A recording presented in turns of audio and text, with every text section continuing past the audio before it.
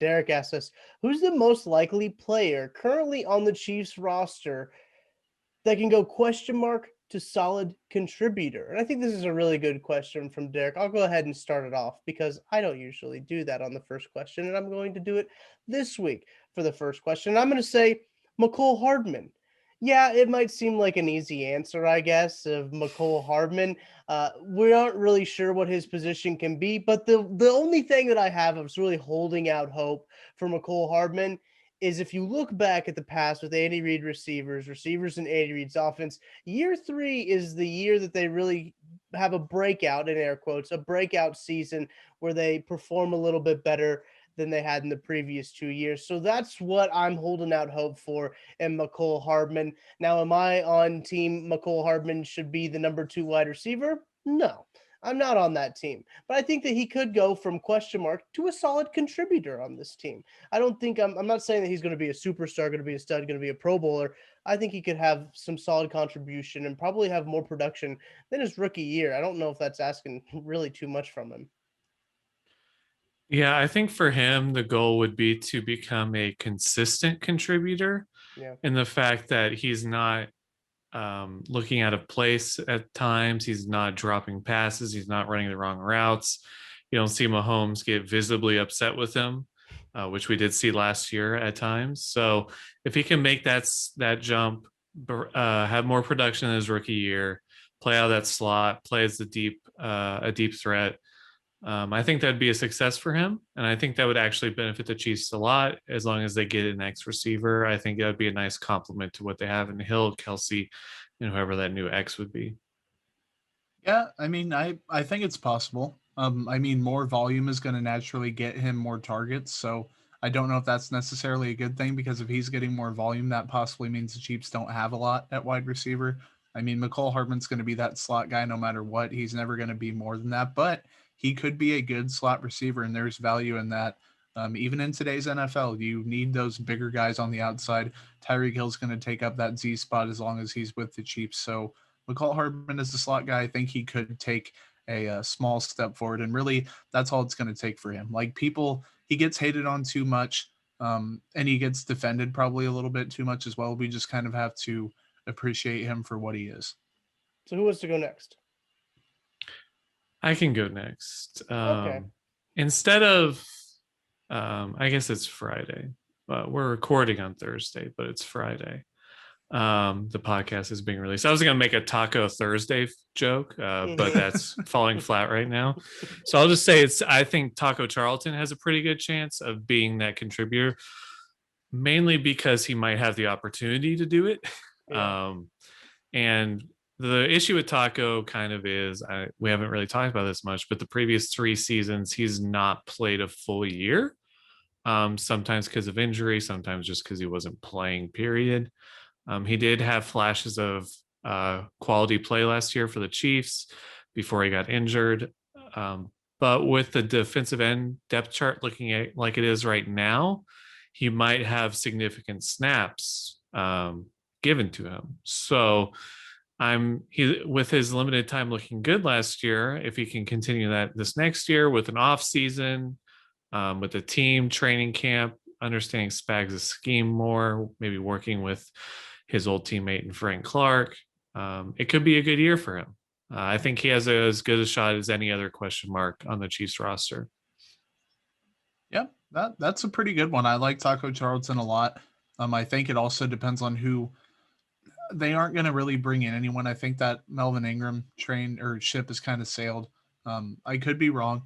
And even if the Chiefs do draft someone like a Jason Owe at 31, that's not your 3 down player immediately. So there's going to be opportunity for Taco Charlton. I think had he stayed healthy last season, he would have continued to surprise some people in a pleasant way. There's been an interesting conversation going on in our Discord.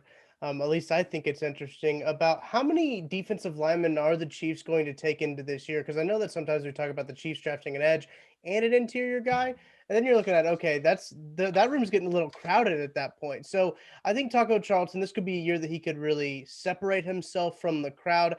I have always been a defender of Taco Charlton, saying that he hasn't really gotten a fair shake in the NFL between injuries and not getting enough playing time, because in Dallas, I believe they traded for an edge like right after they drafted him.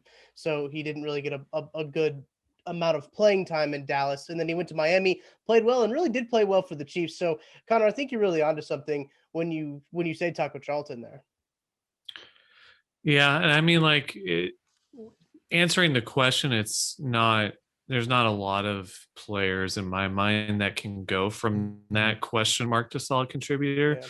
Another one I was thinking of like was Austin Blythe, because Chiefs fans are kind of just don't know what we have with them. But I think Taco Charlton's a good answer, mainly because he'll be given the opportunity. Unlike a lot of question marks on the Chiefs roster, like I was thinking like Darius Harris, but I don't think Darius Harris is going to start at linebacker. So Right. it's about matching the question mark with the opportunity, and Taco kind of has both. And I think even if the Chiefs draft edge, unless it's somebody like a Jalen Phillips who they think can actually start day one for 65% of the snaps, I think Taco's going to have his opportunity. It's just about what he does with it, really. So Jordan, why don't you put a bow on this question for us? Yeah, so this guy isn't necessarily a question mark, but more so underwhelming in the eyes of a lot of people. I want Rashad Fenton for mine.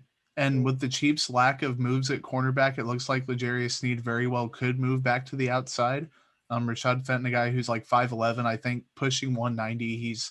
He's performed in the slot. Like, I don't know what else people want from a former 6th-round pick. The dude has been very reliable, very consistent. He's better in the slot than he is on the outside. I'm comfortable with him being a full season slot corner for the Chiefs. I don't think he's going to necessarily be very good. I don't think he's going to be bad. I think having an average corner who he doesn't get too grabby, he still plays a physical brand of football. He's not a great athlete. He's a solid one. I think Rashad Fenton, if given the opportunity, is going to surprise some people.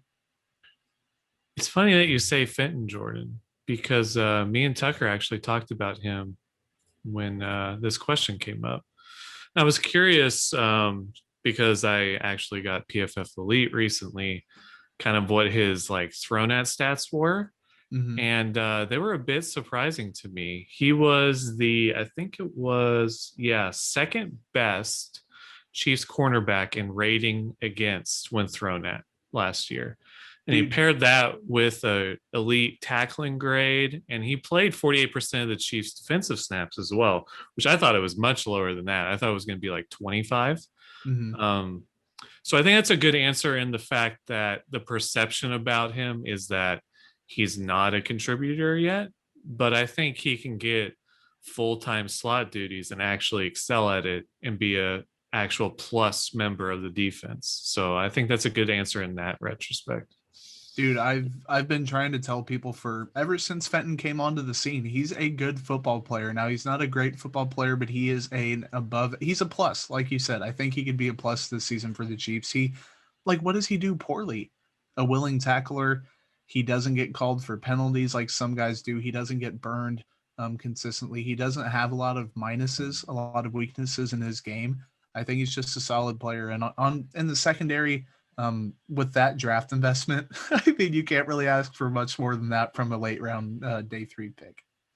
I'm right there with you, and I'm pretty sure this podcast is the home of the Rashad Fenton fan club, because we have all really loved Rashad Fenton really ever since he started in week 1 because of the Bashaud Breeland suspension. And there were a lot of guys out there then, who didn't Charvarius Ward get hurt, and I think Jerry Sneed actually started. And then once Charvarius Ward got hurt, that's when you had Rashad Fenton come in.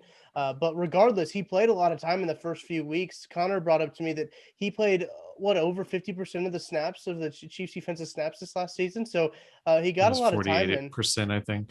Okay. So, I mean, right around Close. there. Yeah. Right. So he was a good contributor. I've always liked Rashad Fenton just because, as you mentioned, Jordan, his tackling is something, and the Chiefs have really good tackling corners.